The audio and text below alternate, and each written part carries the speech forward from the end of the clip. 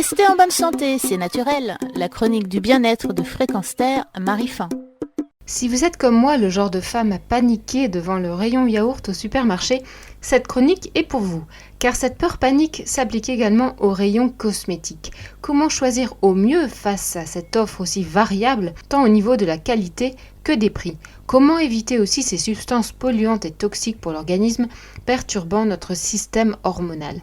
J'ai réglé ces dilemmes au rayon yaourt en achetant des produits issus de l'agriculture biologique.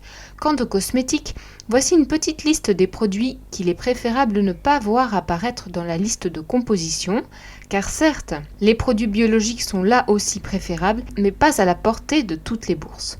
Premier point, les cosmétiques derrière la multitude des emballages, c'est un peu comme les lessives. Les mêmes produits constitués d'eau comme ingrédient premier. Reportez-vous donc à la liste des composants et bannissez en premier lieu les phtalates, substances chimiques qui se cachent sous les noms de DEHP, DBP, BBP, soupçonnés cancérigènes et néfastes au bon développement du fœtus. Les parabènes, en particulier le butyl et isobutylparabènes, car ils seraient à l'origine de certains cancers du sein. Évitez les silicones, utilisés surtout pour les cheveux. Leur problème, ils encombrent les pores de la peau et la fibre capillaire et polluent la planète aussi, car ne sont pas biodégradables. Les huiles minérales, comme la paraffine ou la vaseline, car elles aussi bouchent les pores de la peau, l'empêchent de respirer et sont de surcroît de peu d'intérêt pour la peau. Mieux vaut encore se passer de l'huile d'amande douce sur les mains. Les sulfates, présents aussi dans les shampoings et gels douche, ils sont accusés d'irriter la peau et le cuir chevelu et d'abîmer les cheveux par une action trop corrosive.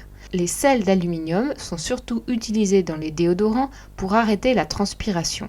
À éviter car on les incrimine dans les cancers du sein, l'eczéma ou encore la fatigue chronique. Depuis peu, on les trouve de plus en plus sans aluminium. Enfin, le formaldéhyde et le toluène, cancérigènes, irritants pour les yeux et le système respiratoire, sont utilisés surtout dans les vernis. Il y aurait encore bien des substances à éviter et cette liste est loin d'être exhaustive, d'autant que dès qu'une substance est suspectée ou interdite, d'autres molécules viennent les remplacer. Le mieux est de revenir à des recettes naturelles pour être sûr de ne pas risquer sa peau en essayant d'en prendre soin.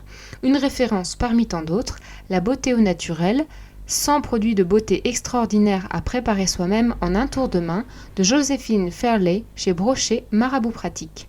C'était Marie Fin, chronique Nature et Bien-être pour la rédaction. Retrouvez et podcastez cette chronique sur notre site fréquenceterre.com.